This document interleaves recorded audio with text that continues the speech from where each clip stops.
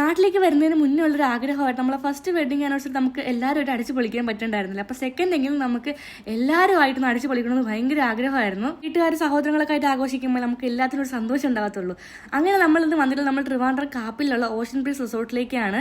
Resort book ചെയ്യുന്നതിന് മുന്നേ ഞാൻ ഫസ്റ്റ് ബുക്ക് ചെയ്ത് എൻ്റെ വാപ്പാരെ അപ്പോയിൻമെന്റ് ആണ്. കാരണം കടയിൽ ആളെ പണിക്കാരില്ലാത്ത കാരണം വാപ്പച്ചി കിട്ടാൻ വലിയ ബുദ്ധിമുട്ടായിരുന്നു. നമ്മൾ പിന്നെ ലഞ്ചൊക്കെ പുറത്തുനിന്ന് വാങ്ങിച്ചുകൊണ്ടാണ് കഴിച്ചിട്ടുണ്ടായിരുന്നത്. ഇവരെയൊക്കെ സന്തോഷമില്ല, നമ്മളെ സന്തോഷം എന്ന് പറയുന്നത്. പിന്നെ അവനാണെങ്കിൽ വന്നപ്പോൾ തൊട്ട് സ്വിമ്മിംഗ് പൂളിൽ ആൾ ഇളക്കുന്നുണ്ട്, ചാടാനായിരിക്കും. പിന്നെ പെട്ടിക്ക് പോകുന്നതിനായിട്ട് നമ്മളൊന്നും എടുക്കേണ്ട ആവശ്യമില്ല. പിന്നെ നമ്മൾ കേക്ക് കട്ടിങ് പ്ലാൻ ചെയ്ത് 4 മണിക്കാണ്. റിസോർട്ടിൽ അവരാണ് കേക്കൊക്കെ ബുക്ക് ചെയ്തത്.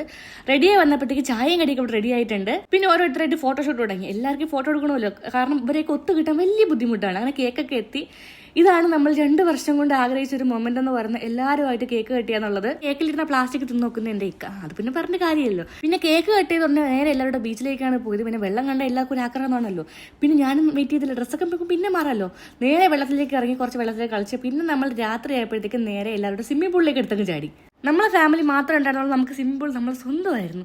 എല്ലാവരും അങ്ങ് അറുമതിച്ച് വെള്ളത്തിൽ ഇറങ്ങി. പിന്നെ വെള്ളത്തിൽ നിന്ന് കയറിയപ്പോൾ എല്ലാവർക്കും ഭയങ്കര വിശപ്പായിരുന്നു. അപ്പോൾ നമ്മൾ ഡിന്നർ റെഡി ആയിട്ടുണ്ടായിരുന്നു. എടുത്തു പറയേണ്ട ഒരു കാര്യം എന്ന് പറഞ്ഞാൽ ഇവിടെ ഉണ്ടാക്കിയിരുന്ന ഫുഡും പിന്നെ അവിടെ സർവീസും സത്യം പറഞ്ഞാൽ നമ്മളെ വീട്ടിൽ നിൽക്കുന്ന അതേ ഫീലായിട്ട് നമ്മൾ അവിടെ നിന്നപ്പോൾ ഉണ്ടായിരുന്നത്. പിന്നെ ഈ ഒരു ഫ്രെയിം കംപ്ലീറ്റ് ആവണമെങ്കിൽ താത്തായും പിള്ളേരും കാക്കായും വേണം. പക്ഷെ അവർക്ക് നാട്ടിലേക്ക് വരാൻ പറ്റുന്നുണ്ടായിരുന്നില്ല. അപ്പോൾ അതൊരു മിസ്സിംഗ് തന്നെയായിരുന്നു. ഈ ഒരു ചെറിയൊരു സ്റ്റേക്കേഷൻ കൊണ്ട് ഞങ്ങൾ ഉദ്ദേശിച്ചത് ഇവരെയൊക്കെ ഒന്ന് ഹാപ്പി ആയിട്ട് കാണാൻ അത്രേ ഉള്ളൂ. കാരണം അവർക്കും വേണ്ട ഒരു എൻജോയ്മെന്റും കാര്യങ്ങളൊക്കെ.